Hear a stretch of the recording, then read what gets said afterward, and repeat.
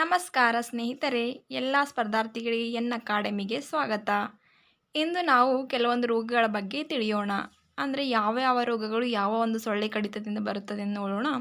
ಮೊದಲನೇದಾಗಿ ಚಿಕನ್ ಗುನ್ಯಾ ರೋಗಕ್ಕೆ ಕಾರಣವಾದ ಸೊಳ್ಳೆ ಸ್ನೇಹಿತರೆ. ಚಿಕನ್ ಗುನ್ಯಾ ಯಾವ ರೋಗ ಕಡಿತದಿಂದ ಬರುತ್ತದೆ ಅಂದರೆ ಈಡಿಸ್ ಈಜಿಪ್ಟೈನ್ಸ್ ಸೊಳ್ಳೆ ಕಡಿದರೆ ಚಿಕನ್ ಗುನ್ಯಾ ರೋಗ ಬರುತ್ತದೆ ಸ್ನೇಹಿತರೆ. ಈಡಿಸ್ ಈಜಿಪ್ಟೈನ್ಸ್ ಅಂದರೆ ಗಂಡು ಸೊಳ್ಳೆ ಎಂದರ್ಥ. ಇನ್ನು ಡೆಂಗು ಜ್ವರಕ್ಕೆ ಕಾರಣವಾದ ಸೊಳ್ಳೆ. ಡೆಂಗು ಜ್ವರ ಯಾವ ಒಂದು ಸೊಳ್ಳೆ ಕಡಿತದಿಂದ ಬರುತ್ತದೆ ಅಂದರೆ ಈಡಿಸ್ ಈಜಿಪ್ಟೈ ಅನ್ನು ಸೊಳ್ಳೆ ಕಡಿದರೆ ಡೆಂಗು ಜ್ವರ ಬರುತ್ತೆ ಸ್ನೇಹಿತರೆ.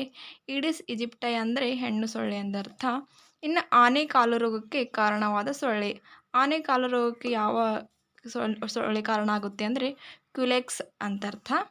ಇನ್ನು ನಾಲ್ಕನೇದಾಗಿ ನಿದ್ರಾ ರೋಗಕ್ಕೆ ಕಾರಣವಾದ ನೊಣ ಅಂದರೆ ಯಾವುದಂದರೆ ಟೆಟ್ಸೆ ನೊಣ ಅಂದರ್ಥ.